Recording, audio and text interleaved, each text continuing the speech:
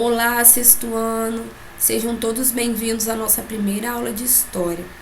Eu gostaria de iniciar essa videoaula me apresentando.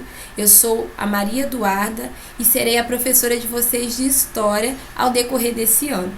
Qualquer dúvida, vocês podem entrar em contato comigo que eu estarei esclarecendo, tudo bem? Na aula de hoje, nós vamos trabalhar um conceito que vocês já viram no quinto ano, mas que é necessário a gente relembrar para que a gente possa realizar a fixação de todo o nosso conhecimento. Tudo bem? Hoje, nós vamos falar sobre a tradição oral e como ela colabora na manutenção da história das diferentes civilizações, das diferentes sociedades. Antes da gente iniciar os slides, vamos pensar um pouco sobre o nosso dia a dia. De forma específica, em uma situação onde nós estamos gripados. Vocês já ficaram gripados e aí o seu avô ou sua avó veio e preparou aquele remédio de mel com própolis? Ou aquele remédio de mel com agrião? Ou aquele chá de ervas que só sua avó sabia fazer?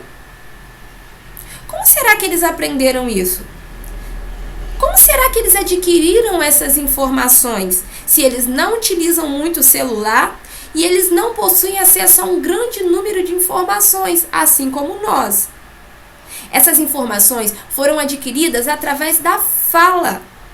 Os pais dos seus avós, ou seja, os seus bisavós, ensinaram os seus avós, que vão ensinar os seus pais, e assim sucessivamente. Olha que legal! Quando essa troca de conhecimento acontece através da fala ou do canto, ela é chamada de tradição oral. Então vamos nos recordar, a tradição oral é quando ocorre a transmissão de conhecimento através da fala ou do canto. Mas, tia Maria Eduarda, por que é importante a gente estudar sobre a tradição oral? Qual é a importância da tradição oral? Vamos recapitular as aulas de história. A escrita, ela só foi estabelecida 3.500 anos antes de Cristo. Os povos mais antigos, eles não sabiam ler e nem escrever. E como eles transferiam as informações? Como eles transferiam os conhecimentos? A época da caça, a época da colheita, a época do plantio, o lugar onde não deveria ir porque era perigoso. Como eles transferiam essas informações? Através da oralidade. E é a partir daí que a gente começa a entender que a tradição oral, ela era e continua sendo importante dentro das nossas comunidades, certo? Existem alguns grupos sociais em que eles não têm acesso à tecnologia como nós. Eles não têm acesso à escrita como nós. E nem por isso eles deixam de aprender, de transferir conhecimento a respeito de poesias, de alimentação, de atividades que devem ser realizadas. Vamos ver alguns exemplos? Aqui a tia colocou 2 exemplos. Uma tribo africana e uma tribo indígena, que são comunidades, que são civilizações que elas têm a oralidade como um principal instrumento de transferir o saber. É através das conversas, das rodas de conversas, que os anciões, ou seja, a pessoa mais velha da tribo, consegue ensinar os mais novos. A primeira imagem, a gente pode ver uma tribo africana onde o griot, o que é o griot? É o ancião da comunidade, aquele que é considerado o pai do saber, o guardião do saber. Ele se reúne em uma roda com os mais novos e a partir daí ele começa a ensinar coisas sobre a sua comunidade, como eles devem se comportar, certo? Lendas, cânticos, poesias e assim sucessivamente. Na segunda imagem, a gente pode ver uma tribo indígena. É curioso a gente entender que nas tribos indígenas existe um lugar próprio para que essas rodas de conversa aconteçam. E ali, os pajés, né, que são os mais velhos, os mais antigos da comunidade, eles realizam essa tradição oral, essa transferência oral através do diálogo. E aí eles falam sobre época de caça, época de pesca, o que as mulheres devem fazer, o que os homens devem fazer, contam lendas, mitos, cantam. E aí os mais novos vão aprendendo sobre aquela cultura. Eles vão aprendendo sobre a sua cultura. Por isso, gente, que a tradição oral, ela deve ser e continuar sendo valorizada, porque ela é uma forma de mostrar as diferentes culturas espalhadas no nosso país, que é o Brasil. Para a gente entender um pouco sobre a importância da tradição oral, eu coloquei aqui o mito do açaí. Vamos ver essa história?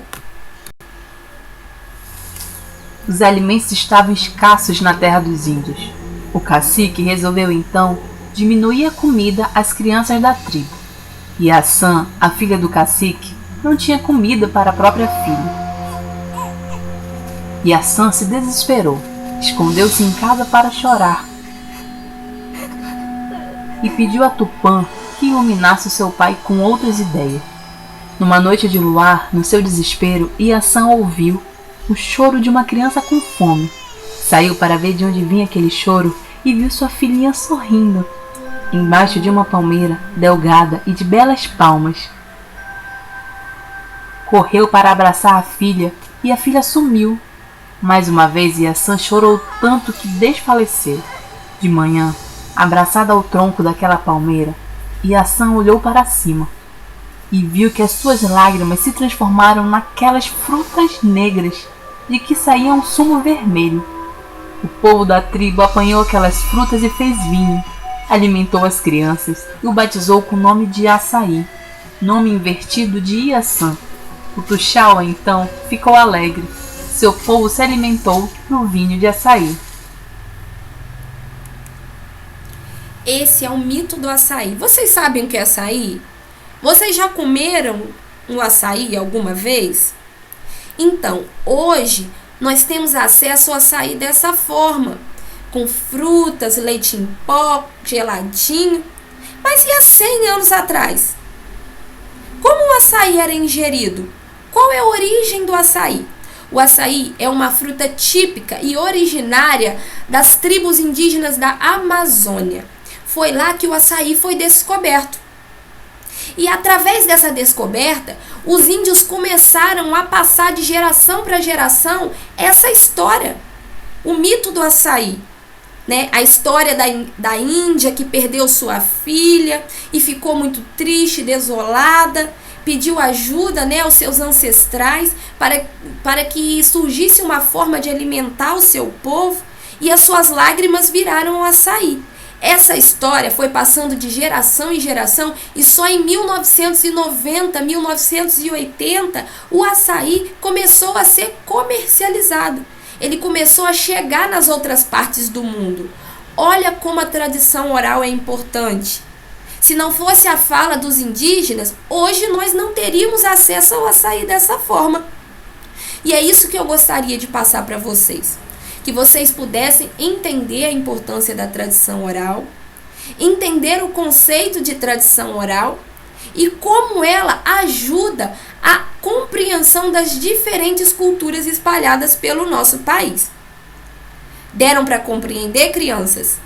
Então que agora vocês possam realizar a primeira atividade da nossa apostila. E eu estarei aqui para tirar qualquer dúvida, tudo bem? Tchau e fiquem com Deus.